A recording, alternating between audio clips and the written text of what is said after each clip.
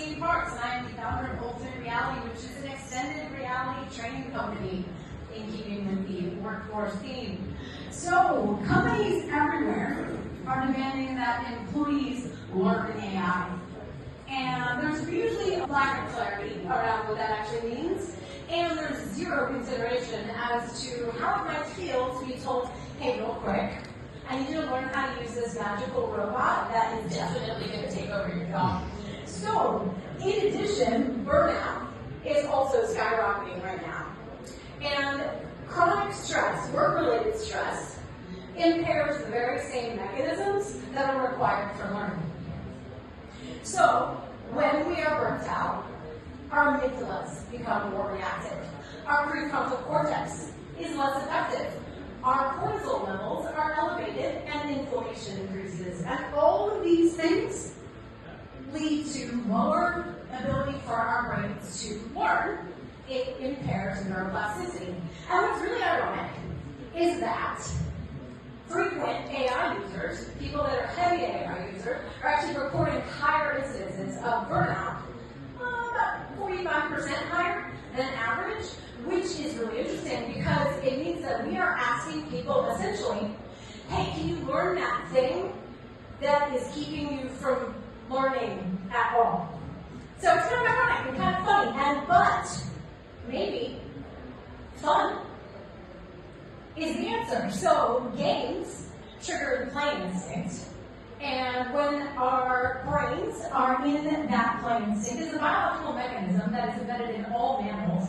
And what happens in our brains is that dopamine increases, which really promotes motivation and attention. And then there are the neural pathways for learning and emotional regulation that get strengthened when we're playing, as well as our cortisol levels decrease and our brains become more adaptable. So in these game-like situations, when we're playing games, we're actually able to experiment, fail, get rapid feedback, and adapt, which is exactly how the human brain evolved to learn and live. And interestingly, we have been using games since the beginning of time to train people how to navigate complex social situations. So, for example, chess taught us military strategy. Go taught us restraint and positioning. Poker even taught us how to make social predictions under ambiguous situations.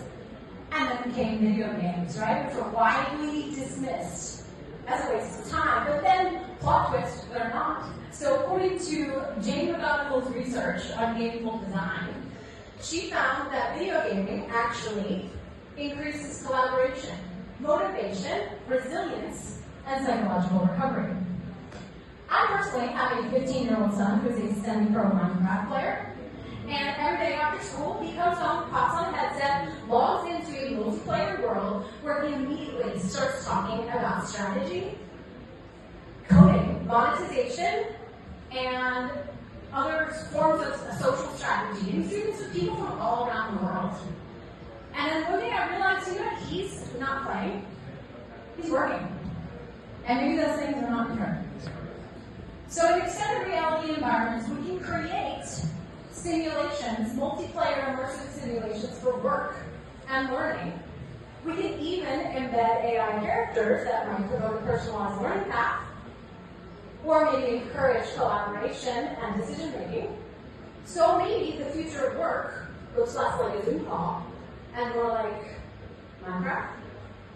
So get ready, friends, the future of work is multiplayer. Thank you.